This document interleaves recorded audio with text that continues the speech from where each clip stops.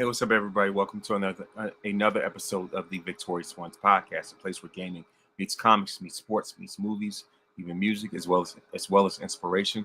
Of course, I am your host, King Von Jr. You can follow me on social media on Twitter at 301 King Von Jr. You can follow the show's Twitter page at Victory Pod One. I'm also on Instagram at Mr. King Von Jr. You can follow the show's Instagram page at Victorious Ones Podcast. I'm also the social media producer for course, for Perfect Plex Talk Radio on Mondays, hosted by friend of the program, Mike Knox. And as you can see, I officially have, some podcast merch. That's gonna be that's available. It's gonna be up on the site pretty soon. So the official Victorious Ones, podcast hoodie right here. I've seen other, other shows that have their merchandise. Why not have my own? So blue is favorite color. One of them. Like I say, blue is definitely my favorite color. Obviously, besides the Cowboys and Dodgers, it's definitely one of the colors of royalty anyway. So I was like, you know what? Why not? And plus, it goes well with the logo. And of course, being inspired by WrestleMania 17. And you know what? Let me go ahead and see if I can go ahead and let people know when new merch drops. Podcast shirt's been released. They also have other merchandise on the website as well. So of course, especially for those of you who are NBA fans with the season right around the corner, you know what I mean. Especially for those who happen to be Lakers fans, you definitely enjoy. Shirts dedicated to icons such as Magic Johnson and the late great Kobe Bryant. And so I was, like I said, it's definitely going to be more of those to come, very similar to that. So yeah, like I said, you can just head over to bigcartel.com, victoriousones.bigcartel.com, that is. And please make sure go ahead and copy some merch, and you definitely will not be disappointed. But yeah, like I said, I'm going to the NFL recap of this past week, and I must say, there's definitely some games that were, a bit of a doozy, if you will. So sorry about that. Yeah, so as far as that, I'm going to do a recap of Week 5 of the NFL. NFL on Thursday Night Football did not disappoint at all whatsoever. I mean, it was, like I said, it was definitely a thriller, if you will, in more ways than one. The San Francisco 49ers defeat their arch rival, division rival, the LA Rams, 26-23 in overtime. Especially with the 49ers roster being so banged up and depleted, one would think, especially with the Rams being at home, that they would seize that advantage, seize the opportunity. In this case, not so. Of course, San Francisco said, "Not on our watch." And they definitely proved that. Like I said, going into overtime, of course, 26-23, and of course, the game, was on Amazon Prime for those that were subscribers, myself included, and plus tonight is officially the very last. This is the very last day of Prime Day as well. Let's see what type of deals they have after this is all said and done. But it's a little side note. But other than that, Mac Jones definitely stepped up big time. So that was a huge reason why the Niners had the success that they had. Mac Jones went 33 for 49, 342 yards, 2 touchdowns. Versus Matthew Stafford, 30 for 47, 389, 3 touchdowns. McCaffrey had 22 carries for only 57 yards. Pretty quiet there in the office. Meanwhile, the lead receiver, was Kendrick Bourne, with 10 receptions for 142 yards. But at the end of the day, it's just, the Rams, had more, had more critical mistakes than the 49ers. And there was even a point where the Niners were shutting the Rams out, like 14-0, 17-0, 17-3, whatever the case is. I was like, is this what I'm watching right now? Yeah. So as far as that, I was like, as a matter of fact, there was even a point where the Niners were up like 17-7 at one point. And I'm like, oh, I was like, all right, this is a little bit of a bizarro world, if you will. Um, but yeah, like I said, because they're rivals, that that anything can go. So with that being said, like I said, of course, like I said, the Niners upset the Rams 26-23 to kick off the week with Thursday Night Football. Then next up for Sunday, you have the Vikings defeat the Browns 21-17. Good old Cowboys defeat the Jets 37-22. Expect nothing less. The Saints defeat the Giants 26-14. The Colts demolished the Raiders 40-6. The Panthers defeat the Dolphins 27-24. Of course, the Broncos defeat the Eagles surprisingly 21-17. The Texans, you want to talk about boots on the ground. They definitely put boots to the Ravens 44-10. And so, so as far as that's concerned, hold on.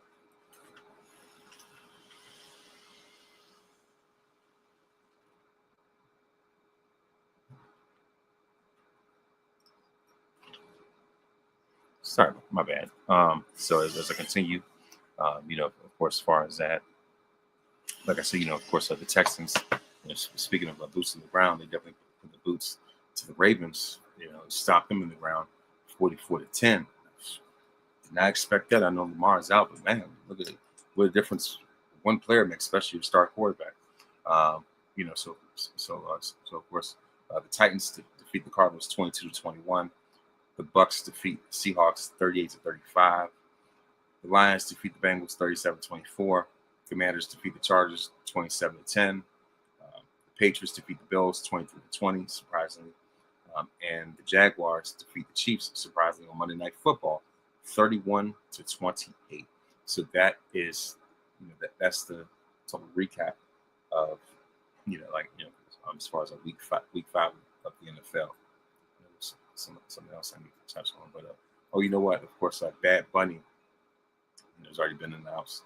It's nothing new. Obviously, as the performer for the halftime show for the Super Bowl 60 in San Francisco, and clearly there, some people who are not very happy about that. The old curmudgeon, outdated crowd, if you will. You know what I mean? And so as far as that, all I gotta say is make sure that you brush up on your Spanish. Bad Bunny was just the guest host for Saturday Night Live this past Saturday, and so at the end of the day, he said that you have 4 months to learn Spanish. So hey, look, I'm all for it. Let the whole performance be that way. Even if I may not be the most polished bilingually, if you will. I'm excited, and of course, shout out to some of the Bad Bunny super fans, such as those wrestling girls. You know what I mean? I know that, like I said, those definitely day ones right there. And Bad Bunny's, stepped his foot into the WWE as well. So he's got a whole nother audience right then and there. This dude's, pop culture icon right now. It's nothing but the best. And so I definitely look forward to it. And people talking about, there's threats of sending ice over there. If that's the case, so Bad Bunny, gets a chair and clears out the stage like Stone Cold would clear out the ring. You know what I mean? So we got, so if that's the case, hey, let him drop a stunner on one of them, sweet chin music, styles clash, what we gotta do, RKO here and there. You know what I mean? Like, hey, look, Bad Bunny said, I'm ready for all the smoke. So so as far as that, I'm excited for him. So then I'm gonna move into, since I don't really have too much, to really talk about as far as pop culture wise, other than, it's been a pretty crazy week, with the beef between Cardi and Nicki, and of course a shout out to to the FBCG, Brace Girls Women's Conference, for the way that they were able to bring women together and unify them in a climate like this, especially as I said on Facebook, especially when you have the likes of Nicki and Cardi B, tearing each other apart with Wolverine claws. Like I said, it's great. It's great for great that there's a conference. Where women can really be united. Uh, as a united front, if you will. So, like I said, hats off to them for that. And also, um, other news before I even get to wrestling, I also want to say that that the Las Vegas Aces are facing the Indiana Fever in the WNBA Finals, and so right now, mm, actually, not you know what, it's actually yes, actually not the Fever, but Phoenix Mercury, excuse me. Duh. Anyway, so yeah, of course, of course, the Aces are up 2-0 over the Mercury, and they're dominating. They're just destroying Phoenix in just convincing fashion. So it looked like Asia Wilson could have flagship season. Not only MVP but also another WNBA championship, very well deserved as well. Um, so of course, congratulations to her. And in MLB news, let's go into it. Let's get into it real quick. We have of course the Dodgers versus the Phillies in the NLCS, and right now the Dodgers are up 2-0, and of course the game 3 is going to come on tonight right after this episode, which is funny. Of course, shout out to Phillies fan Mike Knox. You know what I mean? So if he's watching, it's going to be hilarious. But yeah, like I said, that's it when it comes to the week. As it pertains to pop culture.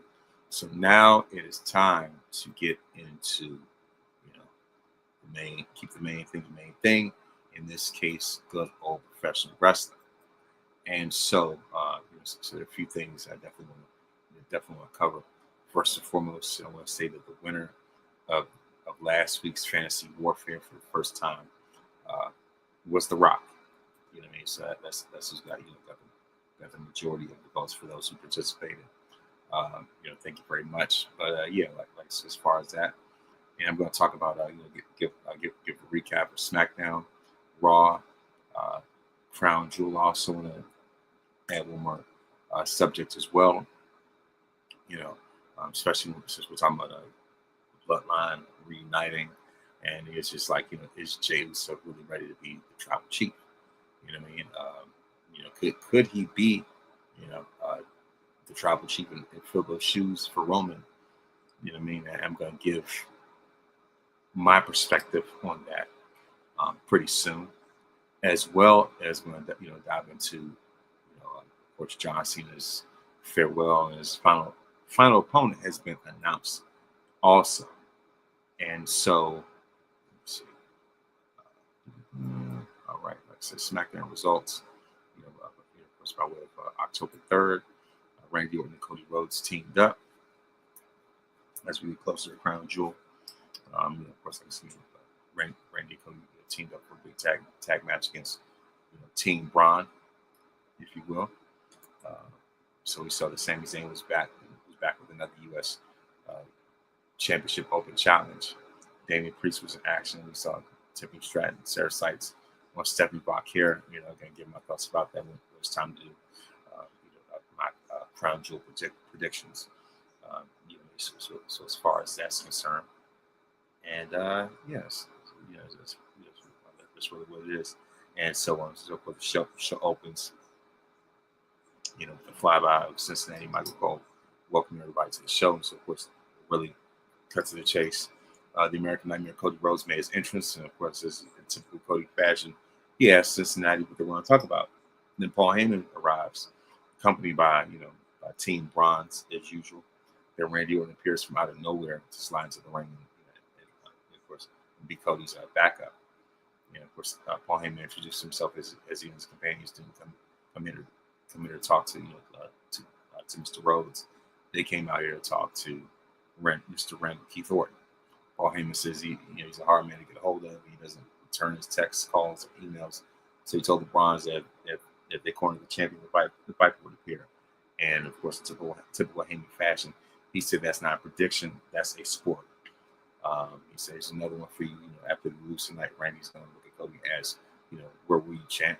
No matter how you look at it, this can't last. He said it's not a prediction from the Oracle. He says it's a prophecy. And then, of course, you see the Miz stop Carmelo Hayes backstage and demands he explain himself for just watching him get pinned last week. Melo says you should have kicked out, and Miz is supposed to be watching his back, but he's always standing in his way. So then of course, the A-list himself, Miz was upset that he's the one, breaking the team up. And Melo says he's handling this easy. Usually Melo says he attacks first, and Miz should count himself grateful that they're cool. So Sami Zayn, of course, makes his entrance right before they go to the break. And so, of course, Sami Zayn awaits challenger for the evening, Carmelo Hayes. So as Melo makes his entrance to the ring with the mic in his hand, it says that Sami knows exactly why he's here, and they already did this thing, but this time he doesn't have anybody holding him back or clouding his vision about that, taking his focus away from winning the U.S. Championship. And of course, Melo says they both know how great he is. Tonight he's the best he's ever been. And so, of course, he tells Sami Zayn, he says it's about time he shows Sami exactly, why he is him. Of course, just as Melo, is going to make his entrance, the Miz sneaks up from behind him and lays him out for skull crushing finale. You know what I mean? So it's the fact that Miz was in his feelings, about Melo standing up to him. It's like, oh, really? And this is the end of, Miz meets Melo Don't Miz. That was the name of the tag team. This is the official end of Melo Don't Miz. So in Carmelo's place, we have Aleister Black versus Sami Zayn. And the winner, by way of pinfall, with the Blue Thunder driver, and still your WWE United States Champion, Sami Zayn.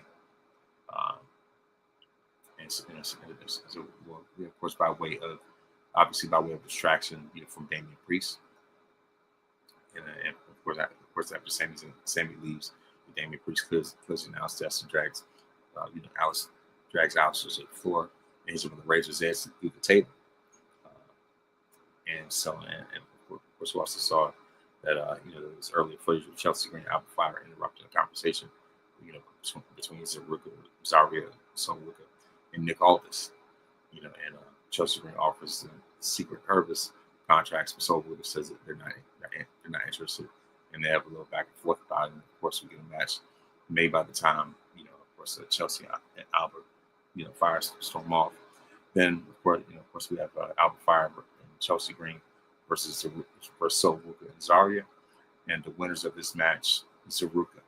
That's the tag name. That's their tag name. And especially with Sonwuka and Soul Snatcher on Chelsea Green, I mean, that just elevates Sonwuka's stock even more. You know what I mean? To get a pin on someone like Chelsea Green as decorated as she is. And then we have Alexa Bliss and Charlotte Flair being interviewed backstage. And Charlotte says that Zaruka looked impressive, and Bliss underlines the comparisons between their two teams, and they agree that Zaruka are ready to challenge them. And of course, they said they better be ready. And Charlotte, typical fashion, does her woo and tries to get Alexa to do one, but Bliss ain't interested. We already know. So of course, as far as that,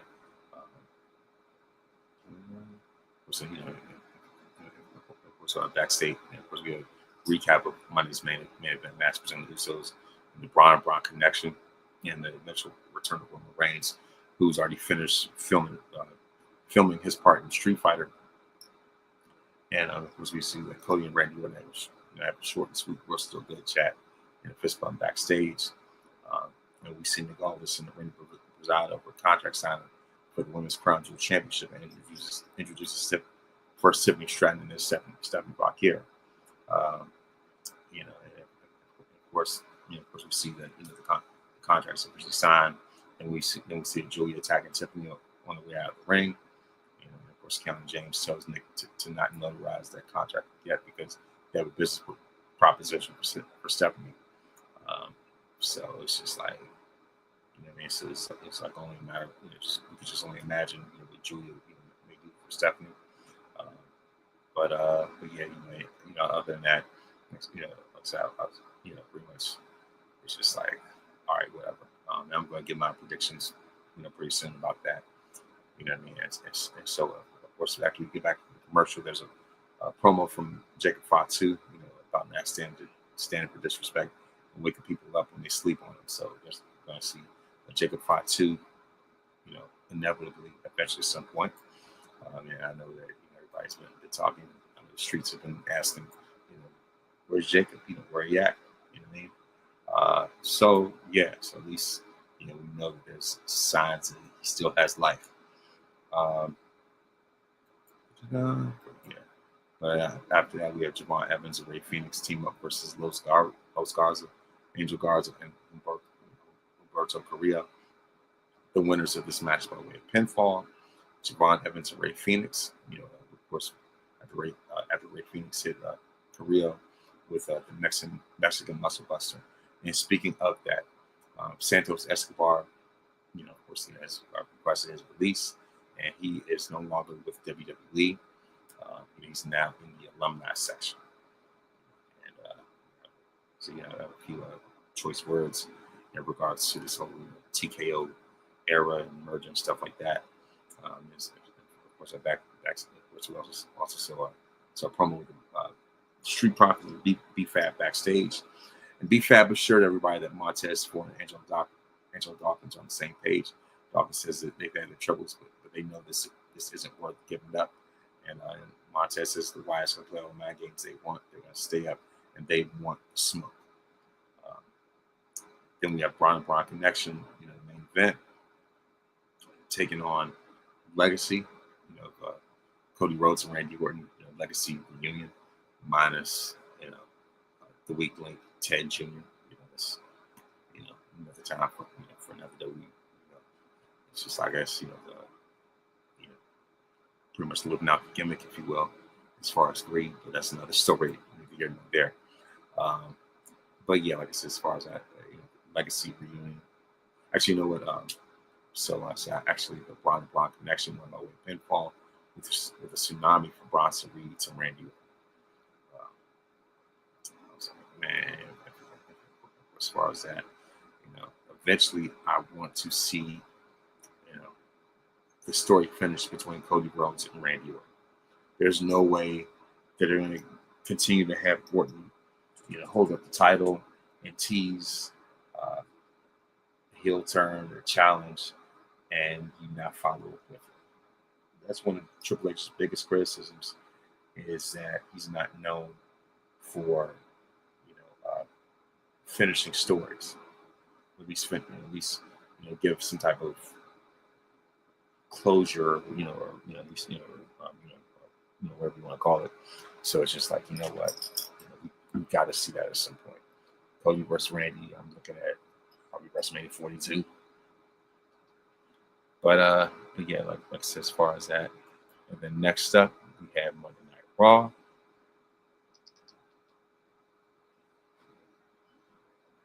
And so I'm going to do this real quick.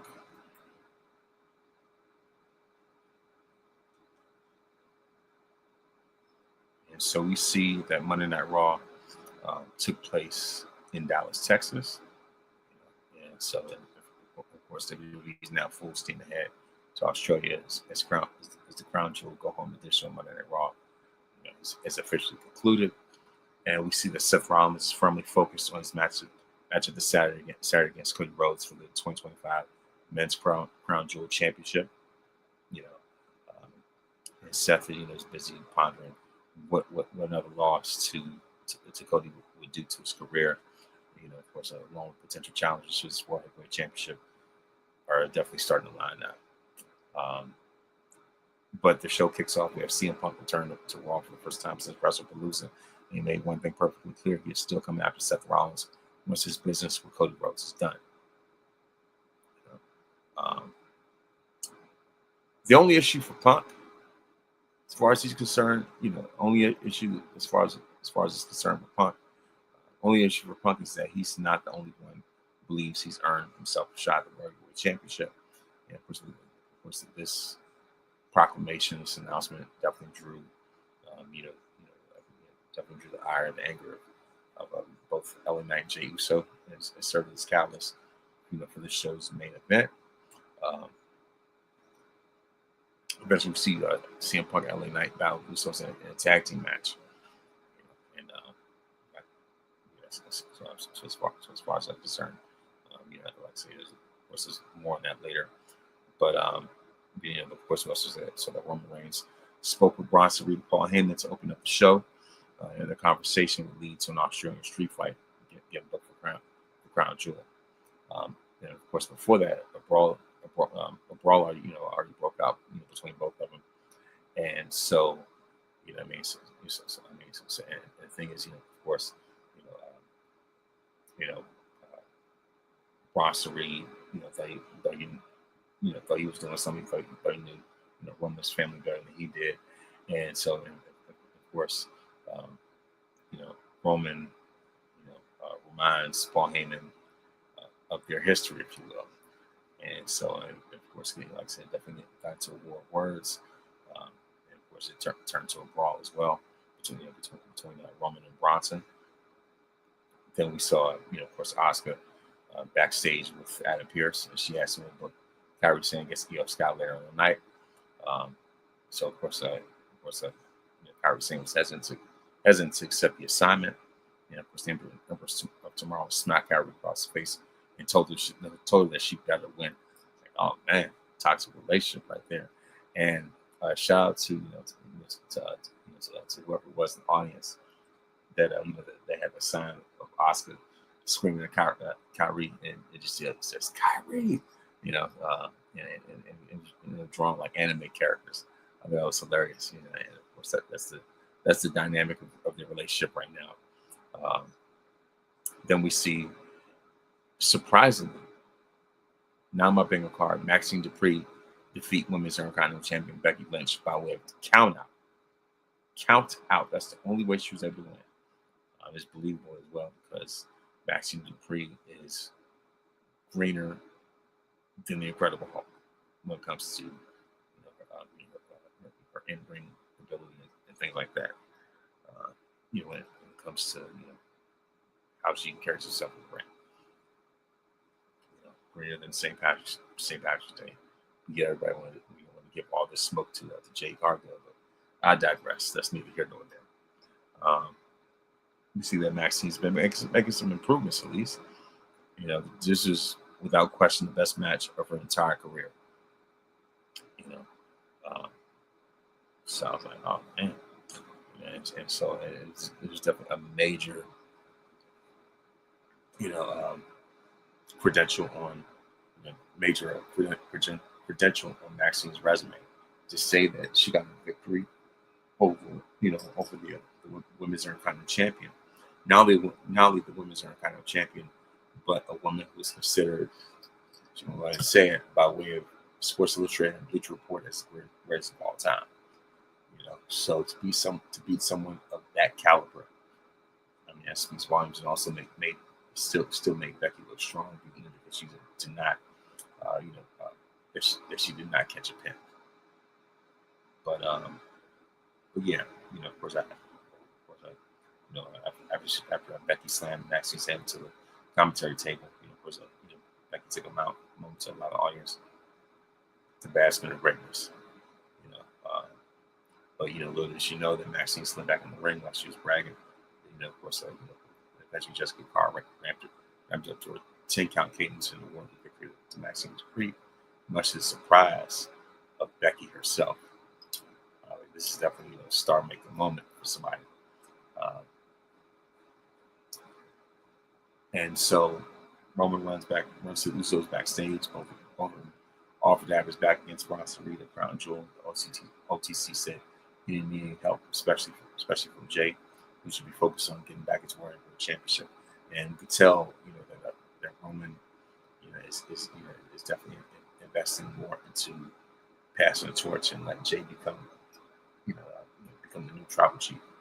And you could definitely see a change, as I've said before in other episodes, in Jay's demeanor. But the question needs to be asked: if Jay is someone that you consider to be a tribal chief, me personally, not quite, because you know, not only, like I said, not only because of a rather limited repertoire, if you will. Then again, who doesn't have a limited moveset, but it's just like, the thing is, you know, uh, it's just like, I don't know if it's really in Jay's makeup to to really take on that mantle. We've seen him, you know, uh, get winded, if you will, and not be in the best shape. And he was super green. Of course, at that time they guys pushed for the right title. It's just like, I mean, it's just like too much too soon. And WWE Unreal definitely exposed that. So that's one of the reasons. Another reason, it's just like, the company needs to see you, hold the title long term before they really, sort of unleash, their, almost unleash the beast, if you will, and in terms of just putting the rocket on your back. And so it's just like, with Jay, I don't quite see it with him. With Roman, it definitely paid off dividends, even though the real tribal chief really is The Rock, actually. But definitely want to make sure that that Jay is in that position, even though he was definitely a catalyst when it came to kicking off this bloodline storyline. But in terms of him being at the forefront the way that Roman is, I'm not really feeling it. But in other news, Roxanne Perez defeats Lyra Valkyria. Um, we saw that Bayley met Lyra backstage before the match and asked if she could be out there with her. And of course, reluctantly, cautiously, Lyra agreed, but the Roman's presence would later backfire. That's right. Raquel Rodriguez blindsided Bayley with a big boot at ringside, which prompted Lyra to hit Big Mommy Cool with a running drop kick. And of course, the Prodigy would take advantage by dropping Lyra with a diving tornado DDT onto the floor. And then, of course, he rolled Lyra back into the ring and hit her with pop rocks for the win. And so of course, after the match, Bayley flipped the script to a more heelish side and told Lyra he needed to go kick Roxanne Raquel's butt. Security would later break up a backstage brawl between all four women, and a tag team match was then announced for next Monday night on Raw in Perth, Australia. And we saw that WWE ran a video package to hype John Cena's final match with AJ Styles this Saturday at Crown Jewel. Of course, Judgment Day they interrupted interview with Styles to set up a 6-man tag match. Of course, later on in the night. And before I go any further, it's already been confirmed that John Cena's final opponent apparently is being confirmed. That's what I'm looking at a lot right now. Apparently, it's been said that John Cena's final opponent at Saturday night's main event is going to end up being Gunther. I wish they would have had a match for the Intercontinental Championship, but I digress. Of course, that's one belt that Cena has not won in order to become a Grand Slam champion. But hey, it is what it is. And more on that later, especially with AJ having the match himself eventually. Yeah, as a matter of fact, after AJ Styles,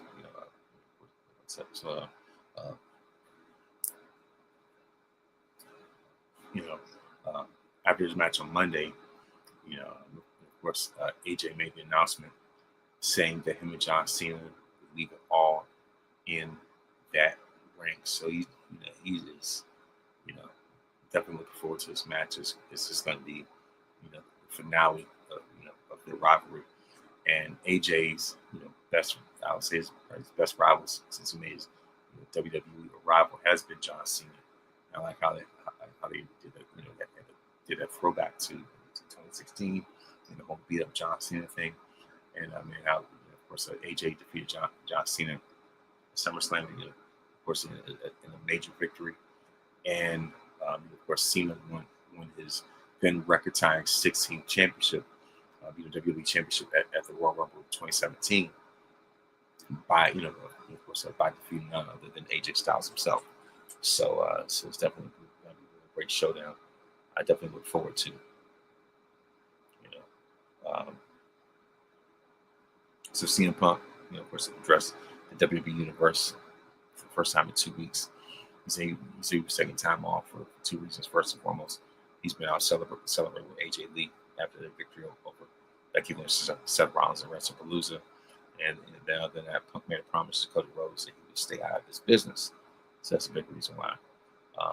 American Nightmare is going to face a visionary this Saturday for the 2025 Men's Crown Jewel Championship.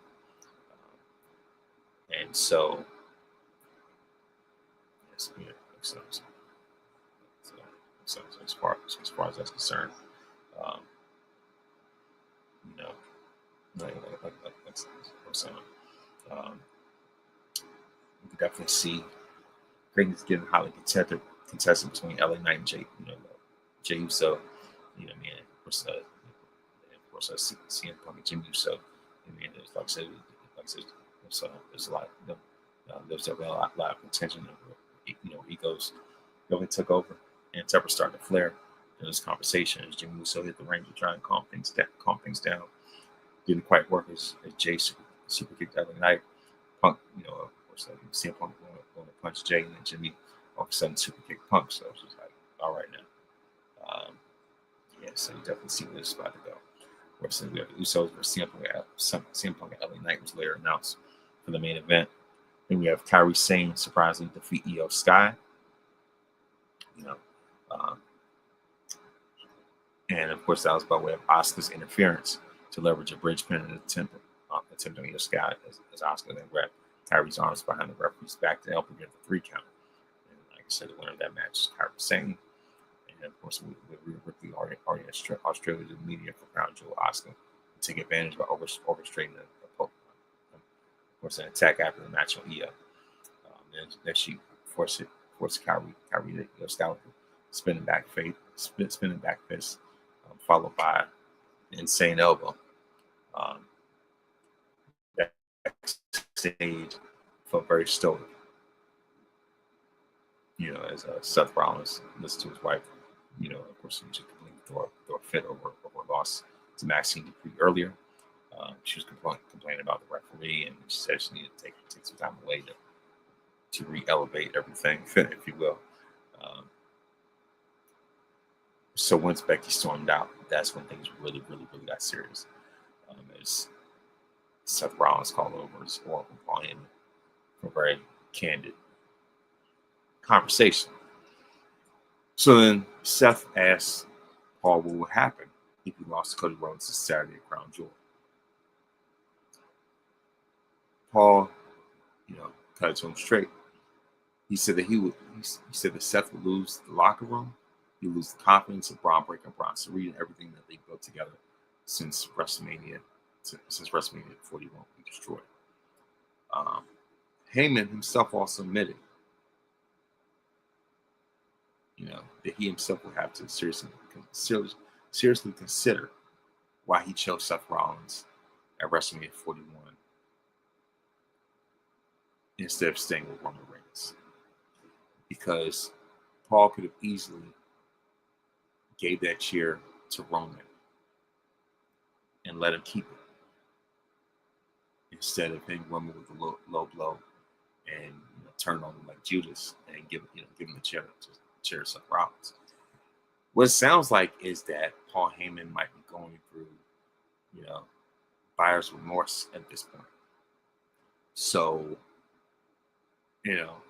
if Seth were to lose, then Heyman would have to reevaluate, his wrestling life decisions, if you will. But then speaking of OTC, WWE immediately cuts a shot of Roman Reigns standing in another corner of the backstage areas, as the Usos had a discussion over what happened early on the night with CM Punk and LA Knight. Jay walked up after questioning whose side Jimmy was on. Was Jimmy then blamed Roman for messing with Jay's head? And the North remembers, of course. Then we have AJ Styles, Penta, Dragon Lee defeat Finn Balor, Dominic Mysterio, and JD the Bobblehead. And of course, like I said, this is the match where AJ Styles, tell everybody that Cena gonna leave everything, all in that ring. Then we have CM Punk at LA Knight defeat Usos, and of course before that, LA Knight, warned John Cena, warned CM Punk, make sure that he didn't get pinned.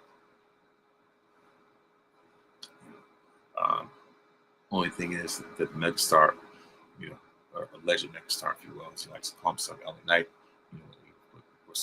definitely tricked CM Punk.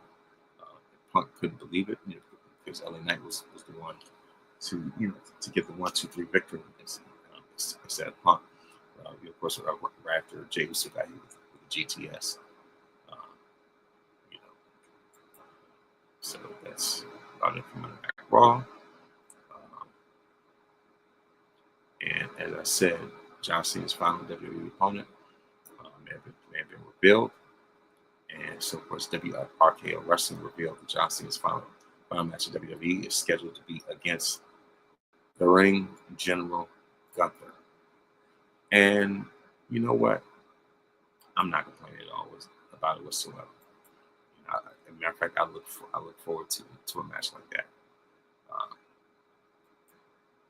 So I'm like, you know what? So why not? Then we have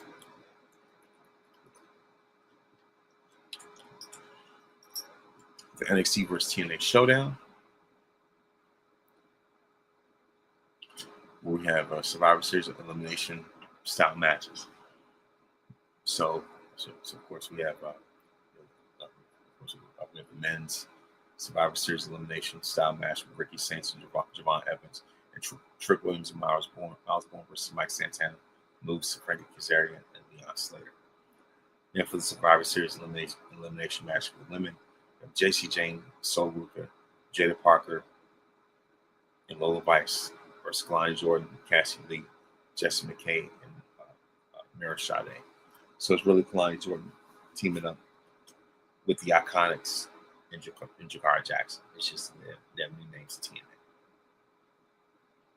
And then we have a winner take all tag championship match with the Hardy Boys versus Dark State.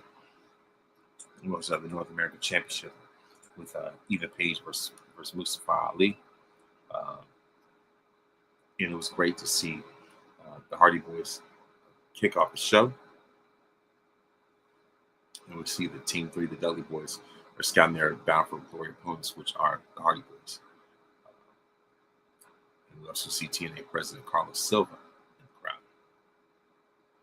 So the winners of this match and still your TNA Tag Team Champions, the Living Legends, Matt and Jeff, the Hardy Boys, and we also saw the Dudleys applauding TNA bring home some WWE belts for the first time in the partnership. So it's very fitting, that the first time TNA brings over WWE championships to their brand, would be at the hands of the Hardy Boys, who are goated anyway. And like I said, the Hardys defeat Dark State by way of pinfall to retain the TNA Tag Team Championships and become the new NXT Tag Champions. So the Hardys continue to add to a highly decorated resume. And we have Team TNA, Kalani, Cassie, Jesse, and Mara versus Team NXT, Jessie Jane, Lola Vice, Sol Ruka, and Jada Parker. In a Survivor Series elimination match. Starting off, we see Jada Parker eliminated by Mira Sade by way of roll up. But yeah, of course, as far as that, that's why I wish the Lash Legend was in the match, but whatever. We also said that Mira Sade was eliminated by pinfall by Sol Ruka after a soul snatch. Of course, Mira Sade was eliminated by pinfall, like I said, Lola Vice after, after 3 or 5 back fists. So as far as that, And we see Justin McKay eliminated by way of submission. Golden Bison, eliminated by pinfall by Kalani Jordan. Was um, with the angle slam. And then, of course, Team NXT wins. And the last elimination, of course, the last one that eliminated was Kalani Jordan. Then we have, of course, we have Ethan Page versus Mustafa Ali for the NXT North American Championship. And, of course, the winner of this match is still your NXT North American champion, or also Canadian champion, All Ego, Ethan Page. Then we have Team TNA for the men, Mike Santana, Slater, Frankie Kazarian, Moose versus Team NXT, captained by Trick Williams, Ricky Saints. We have Javon Evans and Miles Bourne. In Survivor Series elimination match itself. Miles Bourne is eliminated by way of pinfall from Frankie Kazarian. Then Javon Evans is eliminated by pinfall from Leon Slater. We also have Frankie Kazarian eliminated by pinfall from Ricky Starks.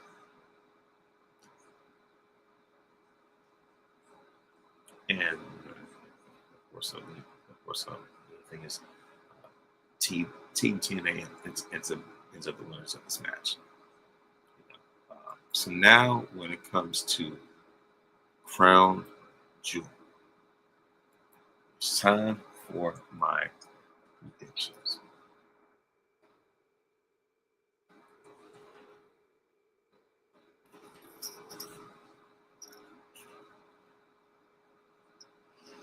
All right, so now it is time to set my predictions.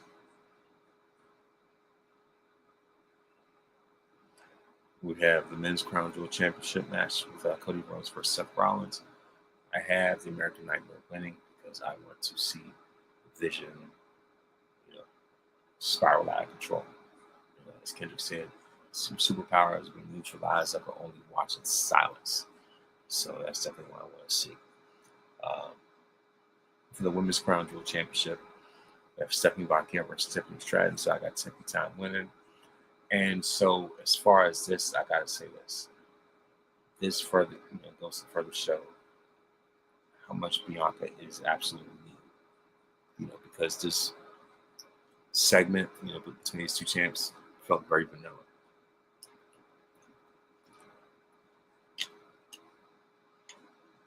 So, as far as this matchup, I got Tiffany winning, but I do not want to see her surpass Bianca Belair as far as longest women's title reign.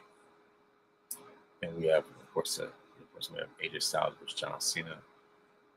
I got John Cena getting the win in this one because his retirement tour has not been looking so great. So I got to give it that. Then we have Roman Reigns versus Braun Strowman, Australian Street Fight. I have to go with Roman on that one. Then you got Braun Strowman's, not a bad surprise. Then we have Asuka and Kairi Sane versus Io Sky and Rhea Ripley. In this one, I'm going with Asuka and Kairi Sane.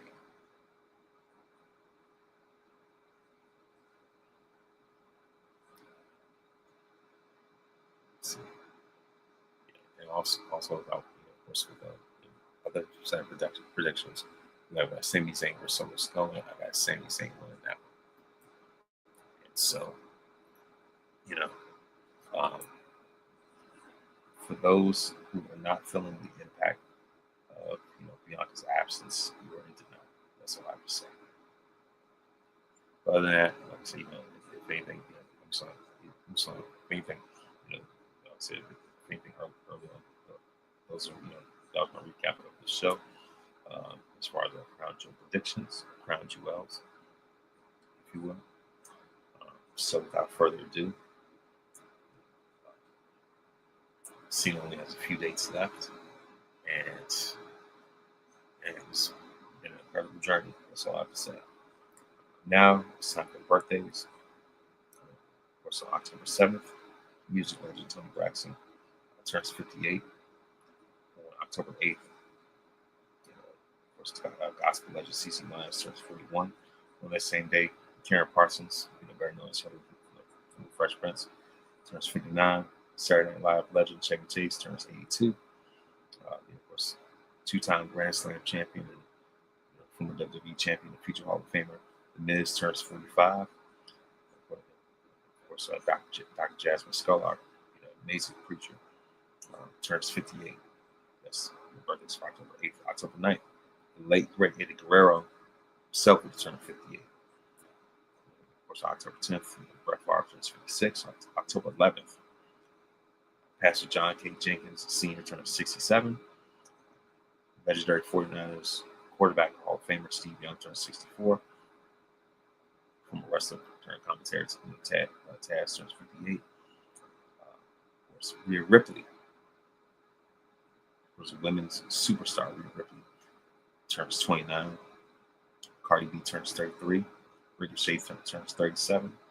Dusty Rhodes turns 80. As far as October 12th, Daryl Hall from Hall of Notes turns 79. Orioles legendary pitcher, and of course World Series champion Jim Palmer turns 80. That's on October 12th and October 13th. The greatest of all time, the greatest receiver of all time, Jerry Rice, of course, turns 63, and that is it. Of course, that's for the birthdays. And now it's time to get into word wisdom. And the thing is, of course,